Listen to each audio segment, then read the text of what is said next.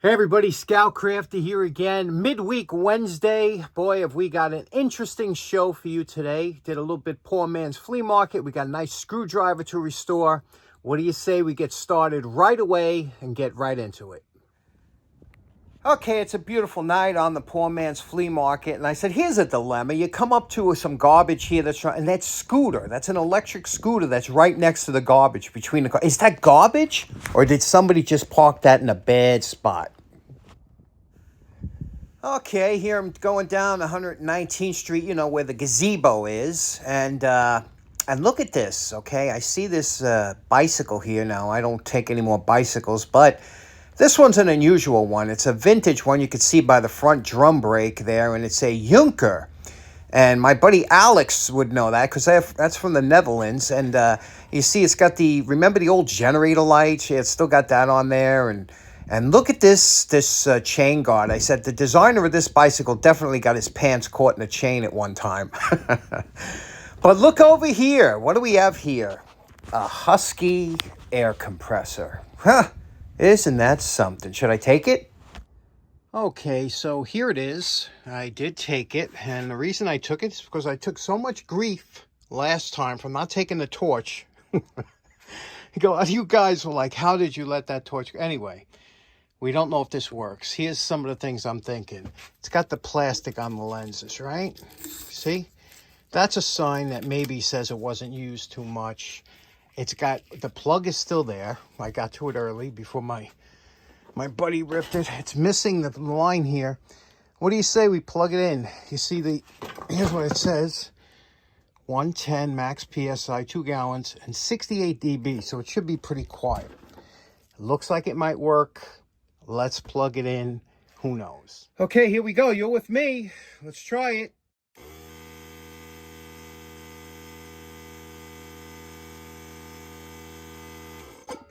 Okay, so good news, bad news. It runs, but will it build up pressure? Okay, it is pretty quiet. I have to make sure the valves are closed, and we'll see if it builds up pressure. Okay, it's running, but it don't really feel like it's not building up pressure. Okay, so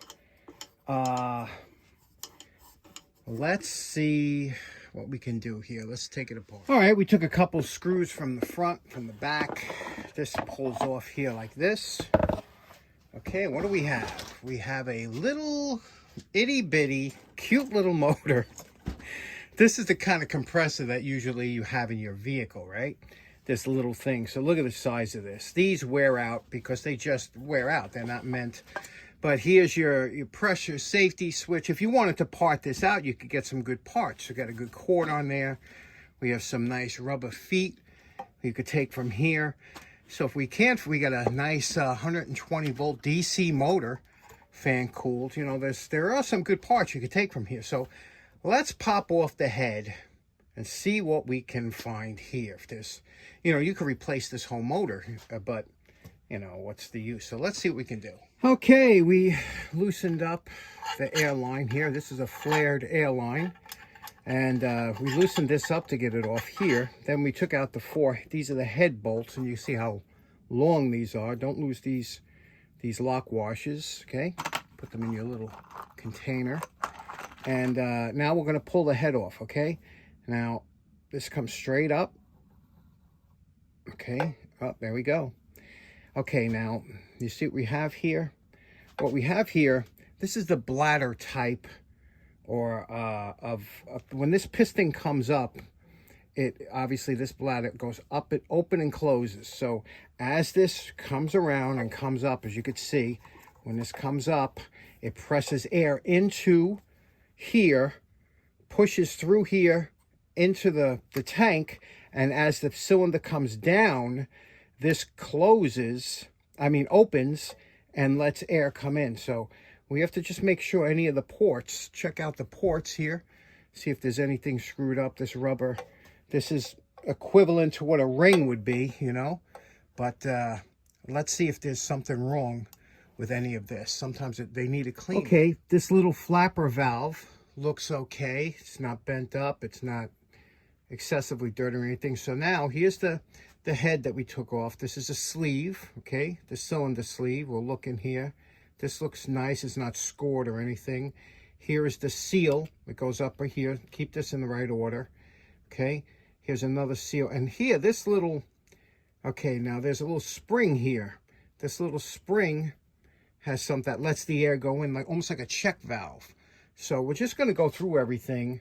I don't have high hopes, but we'll see if cleaning and making sure everything is, that there's not a leak, because the motor is running. That's a big thing. A lot of times there's a fuse back here a lot of people don't know about. See this fuse? So if it's not running, sometimes it's that. So let's see if maybe a little lubrication, a little bit, you know, cleaning up and put it back together, see what happens. Okay, the head looks like it checks out. I lubricated, cleaned everything, put it back. Now watch when I turn it on. I get air coming out of here.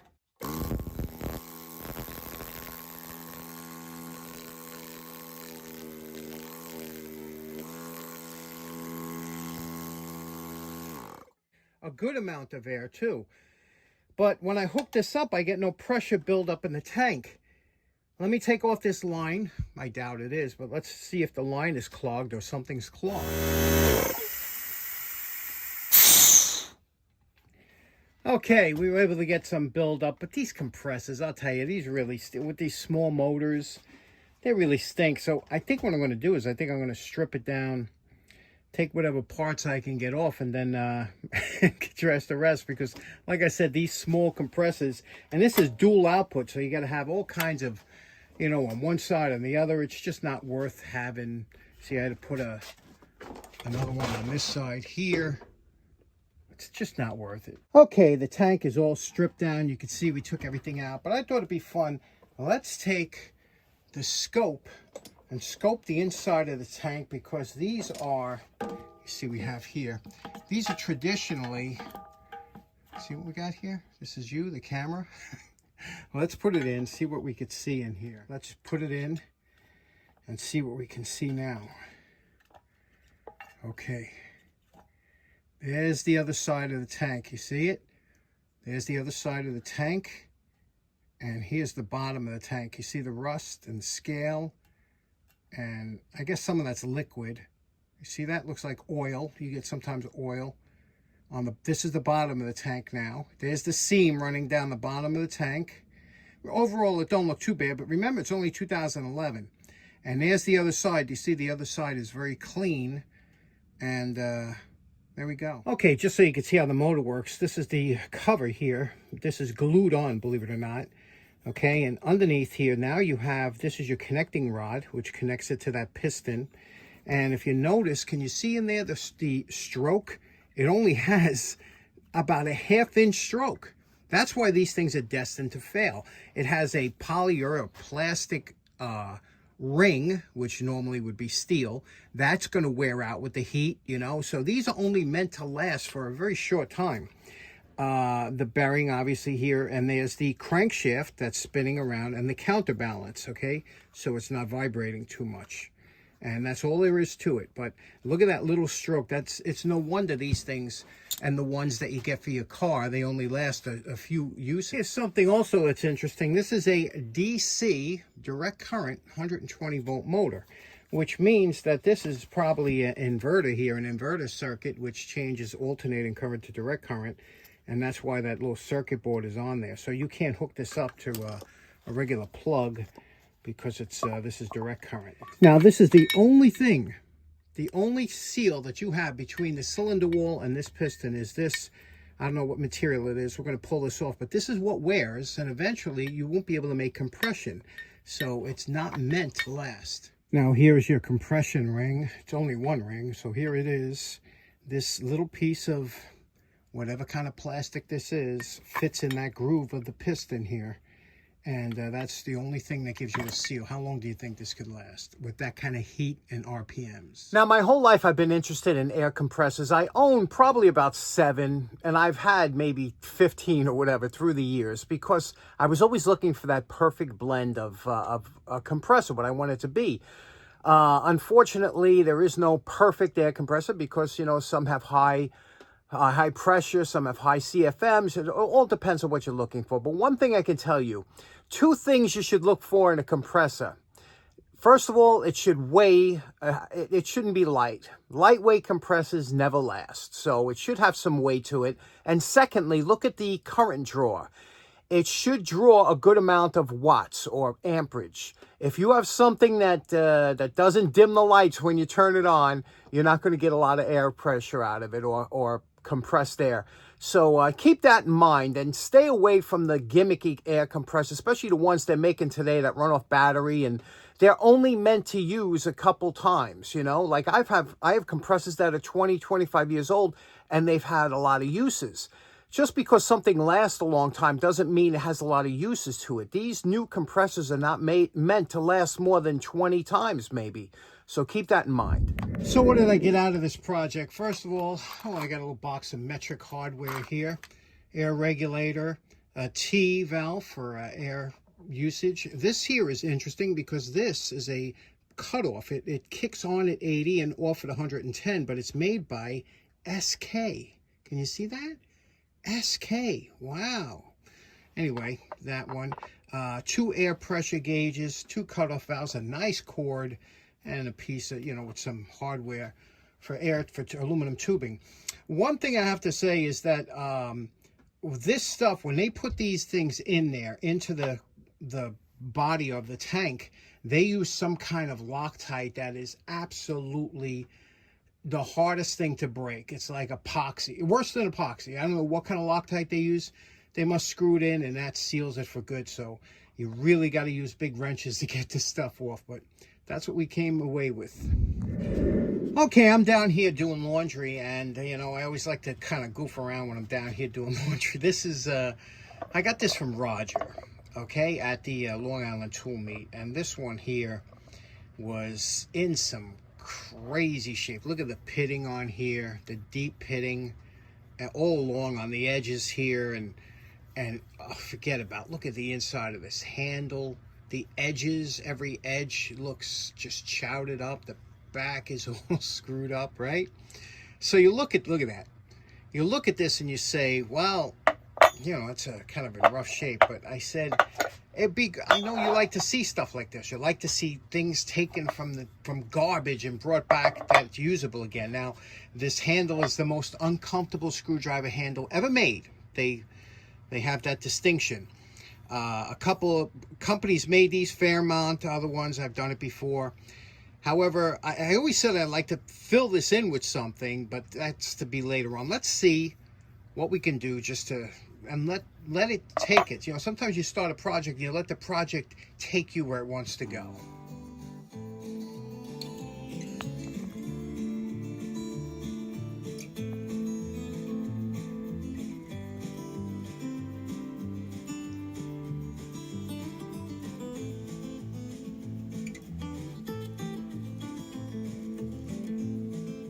Now, even though this is an uncomfortable screwdriver, it does have a lot of interesting facets. Look at them all the way up and down the screwdriver. But one thing is, when you do bring them back, they will be sharp because you remove some material. See how sharp they are?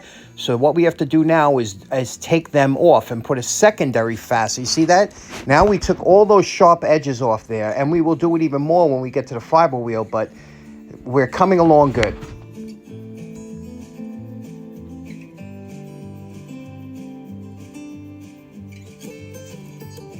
Okay, we're doing some fill-in now. We pretty much finished on the metal work.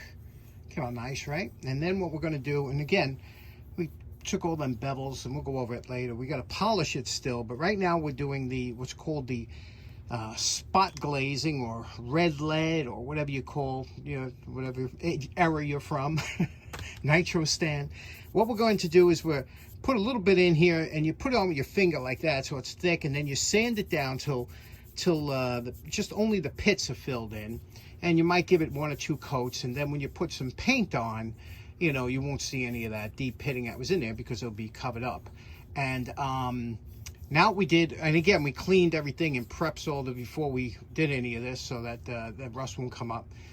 But now we have to decide on a color, and then we'll bring it to a polish. You want to use a flat color or something, because you're not going to get this perfect, so you don't want it to be shiny and you know, really accentuate the pitting. Now here we're ready for a second coat. Let me show you what we do. You take your finger, just take a very little bit on there like that, just a little bit. Start from the middle and work your way down like this, you see, and then push it into any of the pits there. Don't work it too much, just give it a good shot.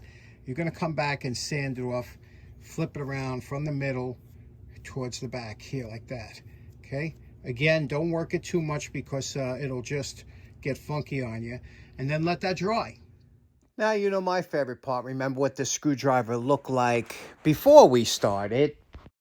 And we're calling this project done. I just wanted to do something fun, make this into a screwdriver. Look how nice this came out now. And again, everything is buttery soft. There's no, kept all those intricate facets on there, yet there's no sharp edges on here. Did the edge. Remember how messed up this part was down here?